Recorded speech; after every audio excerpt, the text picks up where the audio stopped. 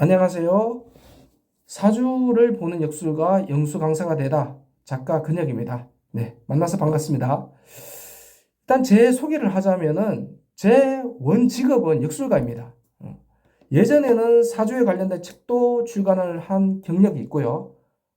07년부터 22년도까지 약 한 15년 정도 역술원을 혼자 운영을 해 왔었습니다. 운영하면서 철학 상담, 장명, 철학원을 운영하던 도중 14년도부터는 이제 교육업계에 제가 종사를 하게 되었는데 투잡으로. 예. 거기에 관련돼서 좀 더 설명을 하자면은 14년부터 16년까지 사주 동양 철학 강의, 19년도부터는 중학생 위주로 영수 과외 선생님, 그때는 이제 철학원 운영과 방과 후 겸업으로 했었습니다. 그 다음 22년도, 이때는 이제 철학원을 그만두고 파트타임 영어 강사, 중고등 내신부. 23년도에는 프랜차이즈 학원에 이직을 했습니다. 거기서 중등 수학 강사. 24년도에는 영어에 더 집중을 하고자 영어 전문 학원에서 영어 전임 강사를 했었습니다. 그러면 사주를 보는 사람이 왜 중고등 학생들을 가르치는 교육업계에 종사를 하게 되었는지, 이것을 좀 이야기하고자 컨텐츠를 제작하게 되었습니다. 그럼 사주 보는 일과 영어 가르치는 일, 사주와 수학, 이것이 무슨 연관성이 있는지 의아해 하실 것이라 저는 생각합니다. 하지만 아주 연관성이 큽니다. 제 영상을 보시면은 차차 이해를 하게 되실 것이라 생각하고 있습니다. 네. 그럼 사주에 대한 이야기를 하기 전에 잠시 교육에 대한 경험담을 한번 가볍게 첫 시간이기 때문에 이야기를 한번 해보도록 하겠습니다. 제가 연령이 지금 40대인데 90년대 때 제가 학창 시절을 보냈습니다. 제가 왜 이런 얘기를 하냐면은 사주와 굉장히 연관성이 있기 때문에 일단 얘기를 하는 겁니다. 그때는 그야말로 스파르타식 교육, 그만큼 선생님의 권위도 높았고 찾아보시면 아실 겁니다. 90년대 처벌,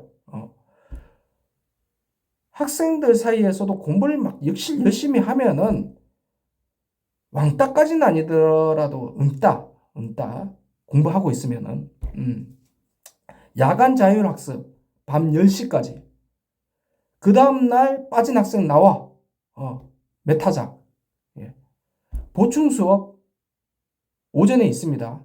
아침 일찍. 오후에도 또 있습니다. 빠지면은 그 다음날 나와 메타작. 그야말로 선생님의 권위가 하늘을 찔렀습니다. 그렇다고 이게 보충 수업을 들으면은 선생님의 어떤 퀄리티, 수업 질, 이것이 좋았느냐? 그 당시 때는 거의 정시가 100%였기 때문에 글쎄요. 별로 와닿는 게 없었습니다. 차라리 독학을 하는 게 더 나았을 것 같은 생각이, 고등학교 선생님들한테는 좀 미안한 얘기지만, 별 도움은 안 됐다. 는 것입니다.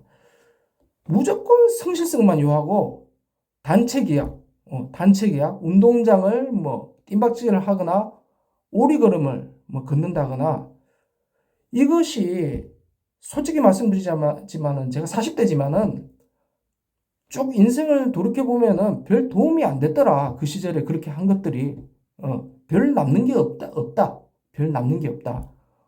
오히려 그 당시 고등학교를 과감하게 좀 그만두고 검정고시 공부를 하면서 다른 어떤 진로 적성 탐색을 한다든지 경험을 더 쌓았으면은 오히려 저에게 더 기회가 많았을 텐데, 더 유리했을 텐데, 이런 아쉬움이 좀 있습니다.